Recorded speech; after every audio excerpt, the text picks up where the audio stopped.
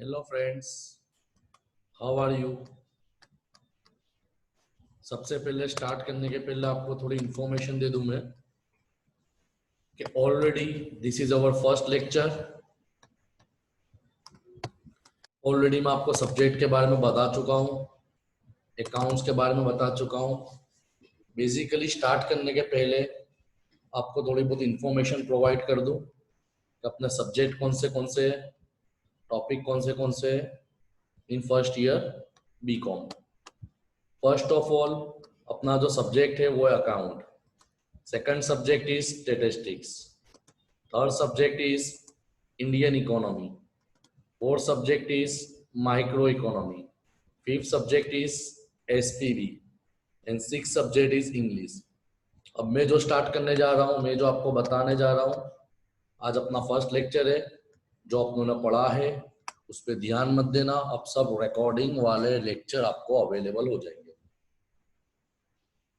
ये अपने पास अभी जो अवेलेबल है वो statistics first year BCom unit 1 और यूनिट 2 का सिलेबस है। ये जो दिया हुआ है स्क्रीन पे जो दिख रहा है आपको, ये आपका यूनिट 1 का सिलेबस है। तो यूनिट 1 में क्या क्या आएगा। बेसिकली यूनिट 1 पूरा के पूरा वही है जो आप ऑलरेडी 11 कॉमर्स में पढ़ चुके हो। बट 11 कॉमर्स में आप लोगों ने जो पढ़ा था वो लिमिटेड था। यहाँ पे थोड़ा डिटेल में है, एक्सप्लेनेशन के साथ है। यूनिट 2 सेंट्रल टेंडेंसी, मध्यक, मध्यस्थ, बहुलक, चतुर्थक, विस्तार, विस्तारांक, चतुर्थक विचलन, विषमता, ये सब टॉपिक आप लोग 11th में पढ़ चुके हो। यहाँ पे विद थियरी आपको पढ़ना है। अब रेगुलरली मैंने आपको बताया था जो डिस्टर्बेंस आते हैं, जो प्रॉब्लम्स आते हैं, वो प्रॉब्लम्स को दूर करने के लिए ही मैंने सोचा है कि आप लोगों को रेगुलर वीडियो बना के दूं। अगर आपको कोई डाउट है, कोई प्रॉब्लम है, तो आप लोग मुझे पर्सनली व्हाट्सअप कर सकते हैं या मुझे कांटेक्ट कर सकते हैं।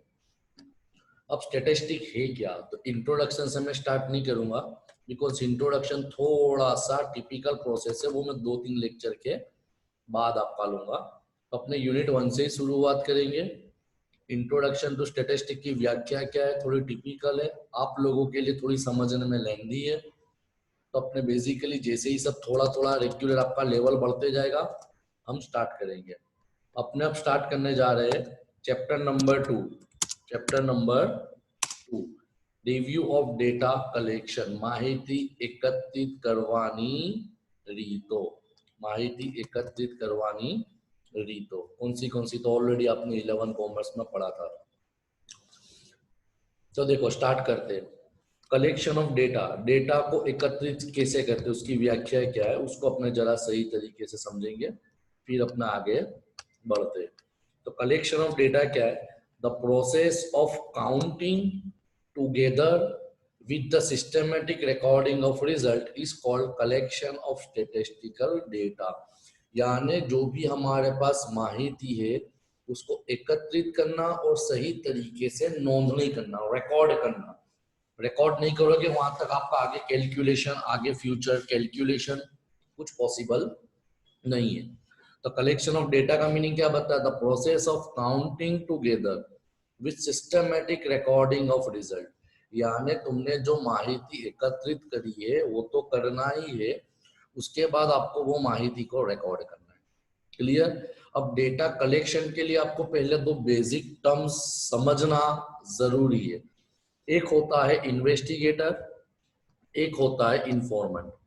एक होता है इन्वेस्टिगेटर, दूसरा होता है इंफॉर्मेंट। तो इन्वेस्टिगेटर का मतलब क्या होता है कि इन्वेस्टिगेटर का मतलब वो इंसान को बोला जाता है जो डेटा कलेक्ट करता है। संशोधन करवा वालो व्यक्तिने इन्वेस्टिगेटर कहेવામાં આવે છે। देखो लिखा हुआ है, the person who conduct the statistical inquiry under study for further statistical analysis. ठीक है, कॉमन है, तुम डेटा क्यों कलेक्ट करते हो, ताकि तुम आगे इसको कैलकुलेट कर सको और एनालिसिस मींस सर रिजल्ट ला सको, कंक्लूजन पे पहुंच सको। क्लियर। माहिती एकत्रित करनार व्यक्तिने કહેવાય છે ઇન્વેસ્ટિગેટર। સેકન્ડ વન ઇઝ ઇન્ફોર્મન્ટ, જે લોકો પાસેથી માહિતી એકત્રિત કરવામાં આવે। The person from home the data is collected, जिसके पास से हम माहिती कलेक्ट करते हैं उसको इंफॉर्मेंट या तो रिस्पोंडेंट के नाम से कहा जाता है। क्लियर? अब तुम्हारा पहला क्वेश्चन आता है जो इंपॉर्टेंट है, एग्जामिनेशन में 99% 2 मार्क या 3 मार्क में आपको पूछ सकते हैं। What is the difference between primary data and secondary data? प्राथमिक माहिती और द्रोण माहिती ना वच्चे तफावत सूच। प्राथमिक माहिती का मतलब प्राइमरी डेटा, द्रोण माहिती का मतलब होता है सेकंडरी डेटा। ऑलरेडी अपने 11 में पढ़ चुके, पर अपने लाइन टू लाइन जाएंगे। Number 1, the data which is collected for the first time by the investigator for his own purpose is called primary data। जो माहिती एकत्रित करने वाला पहली बार कलेक्ट करता है उसको बोलते हैं प्राइमरी डेटा। सेकेंडरी डेटा पूरा समझ में आ गया कि the data which has already collected by someone else but used by investigator for his own purpose is called secondary data। यानी सेकेंडरी डेटा का मतलब माहिती ऑलरेडी पहले से किसी ने कलेक्ट की हुई है मगर इसको इस्तेमाल कोई और करेगा, उसको बोला जाता है सेकेंडरी डेटा। डिफरेंस नंबर 2, तफावत नंबर में, the data collected by primary source. कौन सा जरिया होगा? Primary source. सोर्स मीन्स जरिया, प्राथमिक जरिए से। जैसे एग्जांपल के तौर पे कि भाई जैसे मेरे वहां जो भी एडमिशन लेने आया, मैंने उससे फॉर्म भराया, तो ये प्राथमिक सोर्स है कि जब तक मैं आपका फॉर्म नहीं भराऊंगा वहां तक आपका नाम क्या है, आपका कॉन्टेक्ट नंबर क्या है, आपका एड्रेस क्या है, आपके फैमिली की डिटेल क्या है, आपका लास्ट रिजल्ट क्या है, वो मुझे पता नहीं चलेगा। तो ये माहिती मैंने पहली बार निकाली है, तो उसको बोलते हैं प्राइमरी सोर्स।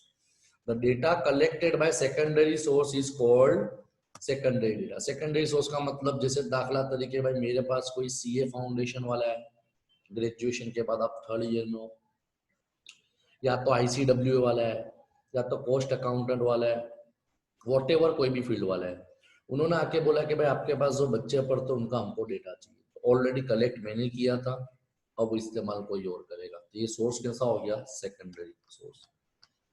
तफावत number 3, the investigator himself collect the primary data.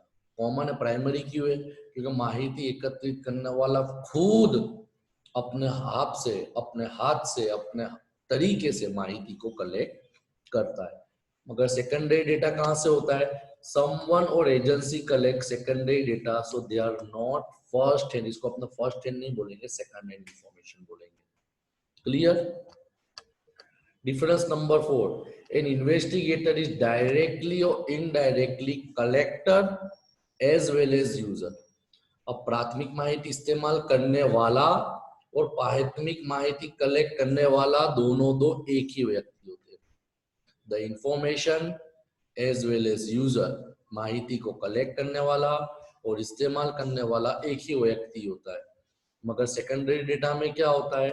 जो इन्वेस्टिगेटर होता है वो माहिती कलेक्ट नहीं करता, वो खाली माहिती को इस्तेमाल करता है। क्लियर? सबसे इंपॉर्टेंट पॉइंट है collection of primary data require more time, fund and man power. प्राथमिक माहिती एकत्रित करने के लिए समय, पैसा और ताकत ज्यादा लगती है, सेकेंडरी डेटा में कम लगती है, लिखा हुआ है।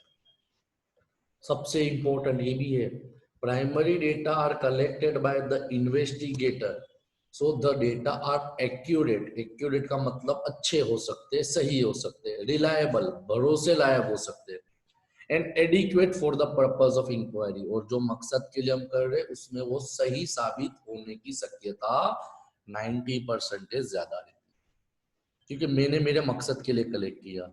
मगर सेकेंडरी डेटा का जो डेटा होता है उस पर तुम भरोसा करोगे मगर कम, एक्यूरेट होगे मगर कम। Clear? Every student clear? What is the तफावत, what is the difference between प्राथमिक दैट इज प्राइमरी, द्रोण एंड सेकेंडरी डेटा? क्लियर? अब आगे बढ़ते हैं। Question number 2, what are the methods of collecting primary data? Primary data को एकत्रित करने की रीतों के नाम बताओ। प्राइमरी डेटा को एकत्रित करने की रीतों के नाम बताओ। कौन सी रीतें? तो बेलरेडी 11 कॉमर्स में आप लोगों ने पढ़ा था, प्रत्येक तपास, परोक्ष तपास, फिर उसके बाद प्रश्नावली रीत, वही सब है। क्लियर? तो प्राइमरी डेटा को कलेक्ट करने की 4 मेथड है।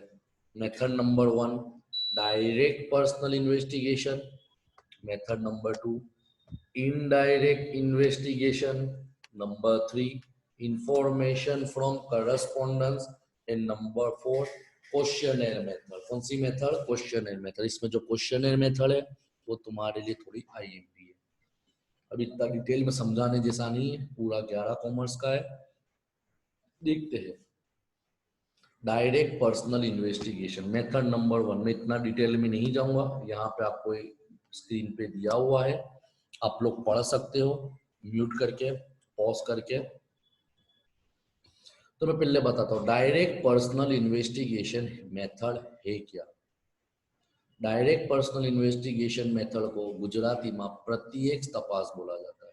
याद होगा आपको 11 कॉमर्स भाग 1 चैप्टर नंबर 1 पेज नंबर 9, प्रत्यक्ष तपास। प्रत्यक्ष तपास। अब प्रत्यक्ष तपास इन्वेस्टिगेशन में क्या होता है तो एकदम सिंपल लैंग्वेज में आप समझ लो, बाद में आप इंग्लिश में देखना।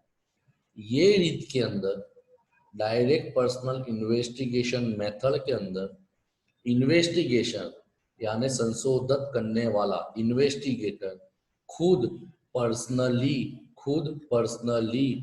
जिसके पास से माहिती एकत्रित करनी है, जिसके पास से इंफॉर्मेशन कलेक्ट करनी है, उसको कांटेक्ट करता है और फेस टू फेस या तो इंटरव्यू के जरिए या तो ऑब्जर्व करके देख के माहिती को एकत्रित करता है। क्लियर? मगर इसमें कुछ रूल्स है जो आपको समझना जरूरी है। क्या है? तो देखो, the scope of investigation is narrow, the process of investigation require personal attention, the investigation is confidential and more information is given on accuracy। ये मेथड कब काम की कि जब तुम्हारा एरिया इन्वेस्टिगेशन का छोटा होगा। पॉइंट नंबर 2 कितनी माहिती ऐसी होती है जहां पे फेस टू फेस होना जरूरी है। नंबर 3 अगर कोई माहिती कॉन्फिडेंशियल हो तो वहां पे पर्सनली जाना चाहिए, और उसके ऊपर एक्यूरेसी कि भाई वो सही है गलत है उसके बारे में सही जानकारी चाहिए। ये 4 पॉइंट बताए बराबर। अब इसमें ये मेथड कलेक्ट करने के लिए 12-11 में नहीं था, ये तुम्हारा एडिशनल टॉपिक आता है। ये जो मैं ब्लू कलर में आपको दिख रहा है ना, ये आपका एडिशनल टॉपिक है कि डायरेक्ट इन्वेस्टिगेटिंग मेथड को दो तरीके से, सही तरीके से, दो तरीके से डेटा को कलेक्ट किया जा सकता है। नंबर 1 इंटरव्यू मेथड, सबको पता है। ये मेथड में, ये डायरेक्ट में ये तरीके में क्या करेगा, इंफॉर्मेशन निकालने वाला खुद जिसके पास से माहिती लेना है उसको फेस टू फेस मिलेगा, सवाल जवाब करेगा, माहिती एकत्रित कर लेगा। दूसरी मेथड आती है ऑब्जर्वेशन, ये तुम्हारे लिए नहीं है तो इसको मैं डिटेल में लाइन टू लाइन पढ़ते बताता हूँ।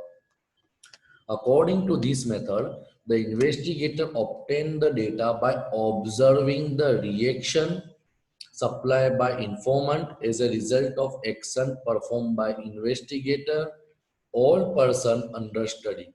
He asked no question but just observe the reaction in which he is interested. Observation method is particularly helpful in studying the behavior of children, tribal, dumb, dumb means जो बोल नहीं सकते, सुन नहीं सकते, इस प्रकार के इंसान, leap person and even women, because direct oral interview in their cases will not receive proper response. This is very useful method in certain marketing studies where consumer, ये सब काम का नहीं है मगर समझाने के लिए बता रहा हूँ कि ऑब्जर्वेशन में क्या करेगा कि माहिती एकत्रित करने वाला सामने वाले को कोई सवाल नहीं करेगा, बस उसको ऑब्जर्व करेगा, उसके रिएक्शन को देखेगा कि वो क्या कर रहा है, कैसा देख रहा है, कैसा बैठ रहा है, तो वहां से वो अपना इंफॉर्मेशन कलेक्ट कर ले। Clear everyone? आगे बढ़ते। मेरिट्स, मेरिट्स का मतलब होता है, मेरिट्स का मतलब होता है एडवांटेज। ये मेथड के फायदे क्या है, फायदे क्या है, कॉमन है, इजी टॉपिक है, इतना टिपिकल नहीं है, 2-3 एडवांटेज आपको लर्न करने, लर्न पॉइंट ऑफ व्यू के लिए, मगर 5-6 पढ़ोगे तो 2-4 लर्न हो जाएंगे। तो पहला पॉइंट क्या होता है, ड्यू टू पर, सबसे बड़ा फायदा क्या होता है कि due to personal approach the investigator get high degree of cooperation and response from the informant. यानी ये मेथड में क्या होता है कि ये मेथड में इन्वेस्टिगेटर डायरेक्टली सामने वाले को मिलता है तो सामने वाले का कोऑपरेशन यानी सहकार रहता है। Number 2, this method ensure greater accuracy of information because the investigation can clear doubts and misunderstanding of informant have given wrong information. He may cross-examine them and tactfully obtain reliable answer. इसको तुम अपनी language में लिख सकते हो, ऐसा जरूरी नहीं है सेम टू सेम आपको वैसा ही लिखना है जैसा मटेरियल में आपको दिया गया है। तो क्या बताया कि कितनी बार जब सामने होते थे कितने लोग जवाब देने में कचवाते हैं, कितने लोग को डर रहता है कि भाई कुछ गलत हो जाएगा, तो वहां पे इंफॉर्मेशन देने वाला, वहां पे इंफॉर्मेशन देने वाला सामने बैठ के माहिती को सही तरीके से कर सकता है, सामने वाले के डाउट क्लियर कर सकता है। सबसे बड़ा एडवांटेज ये है कि अगर वो एक्स्ट्रा क्वेश्चन भी करना चाहे, अगर वो एक्स्ट्रा क्वेश्चन भी करना चाहे तो एक्स्ट्रा क्वेश्चन सामने वाले से कर सकता है। तो this are the advantages of direct investigation, this are the advantages of direct investigation. Point number 4 काम का नहीं है।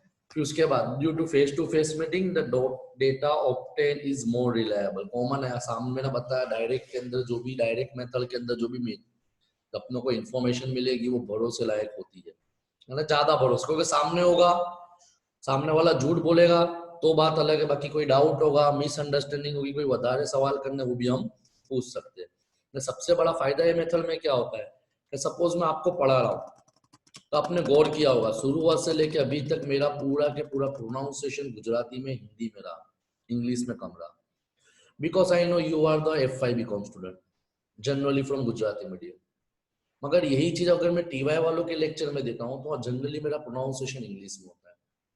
तो सबसे बड़ा एडवांटेज डायरेक्ट का क्या है कि the language of communication can be adopted according to the status and level of the information, यानी अपने सामने वाले के हिसाब से माहिती कलेक्ट कर सकते हैं। अब आता है डीमेरिट्स। डीमेरिट्स का मतलब क्या होता है, डिसएडवांटेज, गैर फायदे क्या है। तो पहला ही गैर फायदा, सबको जा जाके पर्सनली मिलना है, सवाल जवाब करने हैं, सबसे बड़ा डिसएडवांटेज, खर्चा ज्यादा होगा। Point number 2, personal prejudice and bias are more. कितनी बार होता है बायस का मतलब भेदभाव की भी संभावना रहती है कि एक बंदा सपोज एग्जांपल के तौर पे बात करे, भाई मेरा कोई रिलेटिव या मेरा कोई फ्रेंड के बाद में सवाल करूंगा तो वहां मेरा बात करने का तरीका अलग होगा, कोई आड़े जवाब दे रहा है तो उससे बात करने का तरीका अलग होगा, तो एक बायस यानी भेदभाव पैदा होने की संभावना रहती है कि भाई कुछ लोचा हो सकता है। और सबसे बड़ा डिसएडवांटेज तीसरे नंबर का, टाइम ज्यादा लेगा, क्योंकि मेरे को रूबरू 10 लोगों पे स्टडी करना है तो 10 लोगों को पर्सनली जाके मिलना पड़ेगा तो समय भी ज्यादा लगेगा। इसमें तुम एक एडिशनल पॉइंट उमेर सकते हो कि तुम्हारी एनर्जी, ताकत ज्यादा लगेगी, क्योंकि भाई तुमको घर घर जाना है, अलग अलग लोगों से मिलना है, अलग अलग लोगों से माहिती कलेक्ट करनी है। क्लियर, ये तुम्हारी पहली मेथड थी डायरेक्ट ओरल या पर्सनल इन्वेस्टिगेशन। अब जाते हैं अपने सेकंड मेथड पे, इनडायरेक्ट ओरल इन्वेस्टिगेशन। ये तुमने पढ़ी थी, जिसको बोलते हैं परोक्ष तपास। कौन सी तपास, परोक्ष तपास। यानी ये चीज में क्या होता है, तो ये मेथड के अंदर, ये मेथड के अंदर इन्वेस्टिगेटर डायरेक्टली इंफॉर्मेशन नहीं निकालेगा, यानी डायरेक्टली मैं आपके पास आके सवाल नहीं करूंगा। क्या होगा, तो ये मेथड के अंदर इन्वेस्टिगेटर कोई थर्ड पार्टी, देखो यहाँ लिखा हुआ है third party known as witness, गवाह, जो वो इंफॉर्मेशन अपनों को दे सकते हैं, वो प्रॉब्लम के रिलेटेड माहिती प्रोवाइड कर सकते हैं, उनको मिलेगा, उनसे सवाल करेगा।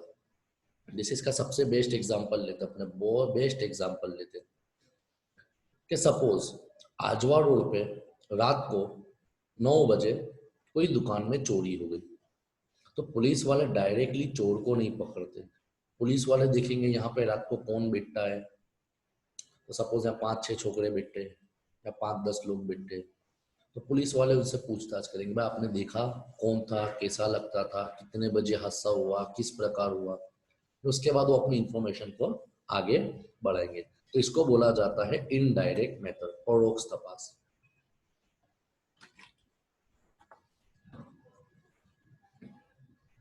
अब इसके एडवांटेज देखते हैं। तो कॉमन है, ऊपर वाले के जो डिसएडवांटेज थे उसको अपने इसके एडवांटेज बोल सकते हैं, ने पहले वाले के जो डिसएडवांटेज थे इसको एडवांटेज बोल सकते हैं, पहले वाले के एडवांटेज को डिसएडवांटेज। जैसे पहला पॉइंट कि जब तुम्हारी फील्ड ऑफ इंक्वायरी बहुत बड़ी होती है, ज्यादा होता है, तो तुम वहाँ घर घर नहीं जा सकते, पर्सनली माहिती कलेक्ट नहीं कर सकते, तो वहां पे आप इनडायरेक्ट मेथड से कर सकते हो। दूसरा, यहाँ पे बायस के चांसेस कम रहते हैं, भेदभाव के चांसेस कम रहते हैं। तीसरा, ये मेथड में तुम्हारा समय भी बचेगा, पैसा भी बचेगा। बचेगा मीन्स खर्चा होगा मगर डायरेक्ट मेथड से कम होगा, और तुम्हारी ताकत भी कम इस्तेमाल होगी। और तीसरा, कि कितनी सिचुएशन ऐसी होती, जो पॉइंट नंबर 4 है, कॉम्प्लेक्स, कि जिसका सॉल्यूशन इतना इजी नहीं होता, तो अगली से अगली प्रॉब्लम में भी ये मेथड के जरिए तुम इंफॉर्मेशन आसानी से निकाल सकते हो। क्लियर? अब देखते हैं डीमेरिट्स, इसके गैर फायदे क्या है। हो सकता है जो माहिती हमको मिली हो वो सस्पिशियस हो, किसी ने हवा में ही बता दिया कि भाई ये है वो है। गलत माहिती के चांसेस रहते हैं, क्योंकि अपने अपने खुद कलेक्ट नहीं कर रहे, अपने किसी और से माहिती निकाल रहे, भरोसा करके निकाल रहे। क्लियर? न दूसरा, कितनी बार सामने वाला जवाब देने में केयरलेस हो जाता है। केयरलेस का मतलब आलसू, गलत जवाब दे देना, बड़ा चढ़ा के दे देना, अपने मन धड़क कहानियां सुना देना। तो इसके वजह से भी कितनी बार ये इन्फॉर्मेशन पे तुम इतना भरोसा नहीं कर सकते हो। तो ये तुम्हारी सेकंड मेथड हुई, इनडायरेक्ट ओरल इन्वेस्टिगेशन। अब तुम्हारी थर्ड मेथड आती है इंफॉर्मेशन फ्रॉम करस्पॉन्डेंट। बेसिकली कोई अलग मेथड नहीं, ये भी एक जात की परोक्ष तपास ही है, मगर वहां पे क्या था, तुम थर्ड पार्टी को इन्वॉल्व करते थे। यहाँ पे तुम क्या करोगे, ये सिमिलर टू वही है कि माहिती तुम खुद नहीं कलेक्ट करोगे। किस प्रकार करोगे? तो ऊपर वाले में इसमें फर्क यही रहता है कि ये मेथड के अंदर तुम कोई लोकल एजेंट या कोई संस्था या कोई एजेंसी या कोई वहां के रहवासी से माहिती एकत्रित करवा लोगे। जैसे मैं बेस्ट एग्जांपल दूं ताकि तुम्हारा समझ में जल्दी आएगा, कि सपोज मिस्टर एक्स की फैमिली वाले, मिस्टर एक्स एक लड़का है, उसकी फैमिली वाले आजवा रोड पे एक लड़की देखी हुई है, उससे शादी करना है। अब लड़की, लड़के वाले लड़की के वहां पर जाएंगे या लड़की वाले लड़के के वहां जाएंगे तो हमेशा अच्छा ही दिखाएंगे। तो जनरली अपने क्या करते, क्रॉस वेरिफिकेशन करते कि वहां का कोई लोकल होता है, उससे पूछते भाई घर वाले कैसे, घर के लोग कैसे, वो लोग का स्टेटस कैसा है, वो लोग का वे ऑफ कम्युनिकेशन कैसा है, वो लोग का लोगों के साथ रिलेशन कैसा है। तो इस प्रकार के हम वहाँ के लोकल इंसान से इंफॉर्मेशन निकालते हैं। क्लियर? बेस्ट एग्जांपल में इसका तुमको दूंगा ना, तो टीवी और न्यूज़पेपर, उसमें जो माहिती होती है, अब कॉमन आज का पेपर वाँचो, पेपर में आया कि भाई राहत इंदौरी साहब नहीं रहे। अब राहत इंदौरी साहब तो बड़ौदा में नहीं रहते थे। क्लियर? तो दिव्य भास्कर, गुजरात समाचार में न्यूज है, राहत इंदौरी तो बड़ौदा के नहीं है, पेपर तो बड़ौदा में वाँच रहे। तो ये माहिती आई कहाँ से? ये माहिती आई कहाँ से? तो कॉमन है भाई, इनका जो एजेंट होगा, इनका जो जर्नलिस्ट होगा, उसने वहां से माहिती एकत्रित करके प्रोवाइड की होगी, जिसके जरिए अपने को मिल सकी। तो एक जरिया है कि भाई माहिती कोई थर्ड पर्सन के बदले कोई एजेंट, कोई एजेंसी से निकालना। इसके एडवांटेज डिसएडवांटेज की कोई जरूरत इतनी नहीं है, क्योंकि जनरली दोनों दो सेम ही है, यानी तुम इसको एक प्रकार से पढ़ोगे तो कोई दिक्कत नहीं है। अब आता है थोड़ा इंपॉर्टेंट टॉपिक, जिसको अपने लाइन टू लाइन पढ़ेंगे, लाइन टू लाइन एक्सप्लेन करेंगे। क्वेश्चनर मेथड, प्रश्नावली नीति। पढ़ा था ना प्रश्नोत्तरी नीति 11 कॉमर्स में, प्रश्नावली नीति। तो वहां पे भी हमने पढ़ेला दो प्रकार के प्रश्नावली में, पहली है टपाल द्वारा और दूसरी थी आगणक द्वारा। यहाँ पे वही है। तो पहले देखते मेल्ड। मेल्ड टपाल द्वारा। बेसिकली नाम चेंज हो गया है, तुमने वहां टपाल लिखा था मगर अब थोड़ा अपडेट आ गया तो मेल मीन्स ईमेल के जरिए। तो क्या है, according to this method an investigator formulate a list of question which are directly or indirectly related with the purpose of inquiry। तो सबसे पहले माहिती एकत्रित करने वाला इंसान, इन्वेस्टिगेटर, एक क्वेश्चन की लिस्ट बनाएगा। क्वेश्चन की लिस्ट किस प्रकार बनाएगा कि जो माहिती उसको एकत्रित करनी है वो question, this question either in printed और रिटन फॉर्म, या तो लिखित होगा या टाइप किया होगा, which suitable option and sufficient space to answer. सवाल भी कैसे होगा, हर सवाल के बाद जवाब का आंसर होगा या तो आपको ऑप्शन दिया जाएगा यस नो, प्रॉपर है कि नहीं है, उसको बोलते हैं क्वेश्चन है, उसको बोलते हैं प्रश्नरी। अब आगे क्या होता है, a questionnaire including covering letter and self-addressed stamp envelope then sent to various informants through post। In this method, investigator collected the information through filing of questionnaire by the respondent। फिर क्या करेगा, एक प्रश्नावली तो तैयार हो गई। प्रश्नावली तैयार होने के बाद जो जो लोगों से हमको माहिती कलेक्ट करनी है उनको वहां पे या तो आइदर वो पोस्ट करेगा, पर आज के जमाने में तो मेल आ गया, व्हाट्सएप आ गया, वो करेगा, और सामने वालों को रिस्पॉन्स देगा, इंफॉर्मेशन देगा कि भाई आप लोग जल्द से जल्द ये माहिती हमको भर के प्रोवाइड कर दे। क्लियर। अब इसके फायदे देखो, गैर फायदे देखो। नंबर 1, जब तुम्हारा फील्ड ऑफ एरिया बहुत बड़ा होता है, जब तुम्हारा फील्ड ऑफ एरिया बहुत बड़ा होता है, जैसे एक बड़ौदा में, एक सूरत में, एक राजकोट में, एक अहमदाबाद में, एक कच्छ में, एक भुज में, अलग अलग जगह पे, तो पर्सनली इनडायरेक्टली इतना आसान नहीं होगा, तो वहां पे तुम क्वेश्चनर मेथड के जरिए निकाल सकते हो, पहला फायदा। दूसरा, इसमें तुम्हारा समय, पैसा, ताकत कम इस्तेमाल होगा, बचेगा। सबसे पहले जहां जहां पर्सनली पहुंचना पॉसिबल नहीं है वहां वहां अभी तो पोस्ट ऑफिस, तो पोस्ट भी पहुंच सकता है, ईमेल भी पहुंच सकता है। क्लियर है ना। जहां तुम पर्सनली नहीं जा सकते वहां ये मेथड से फला इंफॉर्मेशन कलेक्ट करवा सकते हो। नाउ कम डीमेरिट्स, गैर फायदे क्या है। तो सबसे बड़ा गैर फायदा क्या, अगर सामने वाले लोग इलिटरेट है, इलिटरेट का मतलब साक्षरता नहीं है, ना पढ़ सकते ना लिख सकते, तो रिस्पॉन्स बराबर नहीं मिलेगा। दूसरा, एक्यूरेसी नहीं मिलेगी कि डेटा सही है, भरोसा कर सकते, क्योंकि गलत गलत भी तो लिख के दे सकता है ना। जैसे एग्जांपल के तौर पर पूछा आपकी इनकम कितनी है, तो आपने डर के हमारा आपकी इनकम 1 लाख थी, मगर बता दे भाई कुछ लोचा हुआ तो बता दे 10,000 है भाई महीने, गलत माहिती आ सकती है। फिर सबसे बड़ा डिसएडवांटेज तो ये बोलेंगे अपने, जैसे मैंने माहिती तो भेज दी, क्वेश्चन तो भेज दिया, मगर सामने वाला आलसू है, केयरलेस है, जवाब देने में इंटरेस्ट नहीं है, भर के देगा नहीं, माहिती मिलेगी। और एक एडवांटेज, कोई सामने वाले से एडिशनल सवाल जवाब करने तो वो मैं नहीं कर सकता। तो ये 4 गैर फायदे को दूर करने के लिए क्वेश्चन में नवी मेथड आई, क्वेश्चन है थ्रू एन्यूमरेटर, आगणन द्वारा। अब ये मेथड ऊपर में कोई फर्क नहीं है, सेम चीज है। पहले तो लिस्ट ऑफ क्वेश्चन बनाया जाएगा, क्वेश्चन बनाने के बाद एक प्रिंट आउट निकाला जाएगा, मगर वहां पे हम बेचते थे पोस्ट के जरिए या मेल के जरिए या व्हाट्सएप के जरिए। व्हाट्सएप अपने लिख नहीं सकते, मगर मैं आपको समझाने के लिए, इजी करने के लिए समझा रहा हूँ। तो वहां तुम उस प्रकार भेजते थे। तो ये मेथड में क्या होगा कि यहाँ पे माहिती एकत्रित करने एक एन्यूमरेटर जाएगा, आगणक जाएगा, जो सिलेक्टेड होगा, कोई आलू चालू नहीं होगा, ट्रेंड होगा, तो वो सामने वाली इंफॉर्मेशन कैसे निकालेगा, तो वो लोगों के पास जाएगा, लोगों के पास जाने के बाद लोगों को क्वेश्चन करेगा, जो लिस्ट ऑफ क्वेश्चन हो गए, सामने वाले जवाब देंगे, वो क्वेश्चन के जवाब को नोट डाउन करेंगे। इसका सबसे बड़ा फायदा क्या है कि जो ऊपर वाले के जो गैर फायदे थे ना, ये वाला इलिटरेट, पढ़े लिखे नहीं है, इंटरेस्ट नहीं लेते, तो वो माहिती इसमें दूर हो जाएगी, वो प्रॉब्लम इसमें दूर हो जाएगी। कैसे कि जैसे अगर कलेक्शन करने वाला, सामने वाला इंफॉर्मेशन देने वाला पढ़ा लिखा नहीं है, पढ़ा लिखा नहीं है, तो एन्यूमरेटर क्या करेगा, खुद सवाल करेगा, जैसे व्हाट इज योर नेम, नहीं समझ में आया, तुम्हारो नाम सोचो, क्लियर।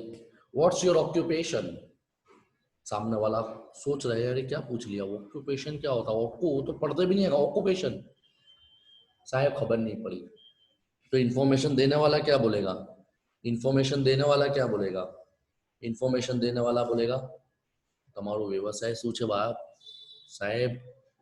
क्लियर? इलिटरेट होगा तो माहिती मिल जाएगी। दूसरा, माहिती रिलायबल होगी क्योंकि आंकड़ा खुद सामने बैठ के माहिती कलेक्ट कर। जैसे एग्जांपल, मैं कलेक्ट करना आया, आपके रूम में देख रहा हूँ 5 पंखे हॉल में। मैंने पूछा अपना घर में पंखा કેટલા છે? आपने बोला तुम्हारी 2 माले की बिल्डिंग है। कितने माले की? 2 माले की। सर 1 पंखा है भाई, मेरे को तो 5 दिख रहा है। यानी सामने वाला गलत बोलेगा तो भी पकड़ा जाएगा। एग्जाम्पल के तौर पर सबसे बड़ा फायदा क्या कि जहां पे लोग आलसू होते जवाब नहीं देते, अब कॉमन में तुम्हारे सामने आके खड़ा हो गया हूं, माहिती देनी पड़ेगी। क्लियर? डिसएडवांटेज क्या है? तो सबसे बड़ा डिसएडवांटेज टाइम ज्यादा लगेगा। पॉइंट नंबर 2, कॉस्ट, खर्चा ज्यादा होगा। नंबर सबसे बड़ा डिसएडवांटेज ये बोलेंगे कि अगर आंकड़ा वो खुद आलसू निकला। एग्जाम्पल के तौर पर उसको बोला था 50 घर में आपको सर्वे करना है, एक ज लाइन में, बड़ा मिल रहा है, पैसा वाला मिल रहा है। एक घर में गया, इंफॉर्मेशन कलेक्ट करी, 2 मकान छोड़ के चौथे घर में गया, इंफॉर्मेशन कलेक्ट कर अपने मन से फॉर्म भर दिया। तो यहाँ पे आगणक पे भी डिपेंड करता है। क्लियर? यहाँ पे अपना ये टॉपिक कवर हुआ। प्राइमरी डेटा क्या है, सेकेंडरी डेटा क्या है। अब सेकेंडरी डेटा इंपॉर्टेंट है, बट इसको अपने ऑनलाइन लेक्चर में नहीं लेंगे, इसको अपने ऑफलाइन में लेंगे क्योंकि उसमें दुनिया भर के एग्जाम्पल है और इसमें जाना आगे जरूरी है। क्लियर? अगर आपको कोई डाउट हो, कोई प्रॉब्लम हो, तो आप बिंदास मेरे को कांटेक्ट कर सकते हैं, मेरे को व्हाट्सअप कर सकते हैं। क्लियर बेटा? Anything else? कोई डाउट हो तो आप बिंदास पूछना। वीडियो देखो, ना समझ पड़े तो 10 बार पूछो। क्लियर? चलो बाय, थैंक यू।